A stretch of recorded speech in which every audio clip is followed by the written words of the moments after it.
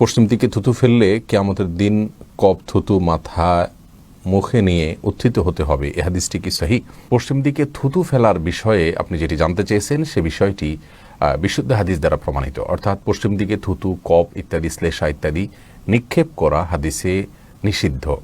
এবং এ বিষয়ে ইবনে হিব্বান এবং সহিহ ইবনে খুজাইবা এবং মুসান্নাফ ইবনে আবি শাইবা সহ বিভিন্ন হাদিসের কিতাবে একটি হাদিস বর্ণিত হয়েছে। নবী আলাইহিস সালাম ইরশাদ করেছেন, মান তাফালাতু জাহাল কিবলাতি জা ইয়াউমাল কিয়ামাতি ওয়া তাফালাতুহু মা বাইনা আইনাইহি আও ওয়া তাফালাতুহু বাইনা আইনাইহি। অর্থাৎ যে ব্যক্তি পশ্চিম দিকে থুতু বা শ্লেষা, কপ ইত্যাদি নিক্ষেপ করলো কেবলার দিকে, পশ্চিম দিকে বলছে কেবলার দিকে, যে যেখানে আছেন তার কেবলা যেদিকে হয় সেদিকে যে ব্যক্তি নিক্ষেপ করলো, সেগুলো কিয়ামতের ময়দানে সে যখন উপস্থিত হবে আল্লাহ সুবহানাহু ওয়া তাআলার কাছে, তখন তার কিন্তু দুই চোখের মধ্যবর্তী জায়গায় অর্থাৎ কপালে সেই থুতু, শ্লেষা, কপ সেটা নিয়েই সে উত্থিত হবে। সবাই বুঝতে পারবে যে এই লোকটি এ অপরাধী ছিলেন।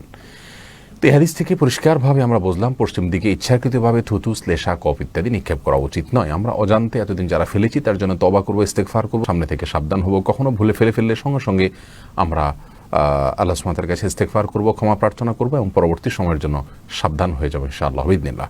এই হাদিসের সনদ নিয়ে সমসাময়িক যুগের কোনো আলেম বা কোনো বক্তাকে বলতে শোনা গেছে, তারা বলেছেন হাদিসের সনদ বিশুদ্ধ নয়। মূলত এই বিষয়ে তাদের হয়তো জানা নাই, সেজন্য তারা এভাবে মন্তব্য করেছেন। কিন্তু আমরা বিষয়টিকে এর আগে বারবার যাচাই করেছি এবং গত 5-7 বছর আগে আমাদের একটা আলোচনাতে আমরা বলেছি রেফারেন্স সহকারে, আজকেও রেফারেন্স সহকারে বললাম যে হাদিসটি শুধু কয়েকটি হাদিসের কিতাবে বর্ণিত হয়েছে তা নয়, বরং এটি বিশুদ্ধতার মানদণ্ডে উত্তীর্ণ এবং মুহাক্কিক উলামায়ে কেরাম এর সনদকে বিশুদ্ধ বলেছেন।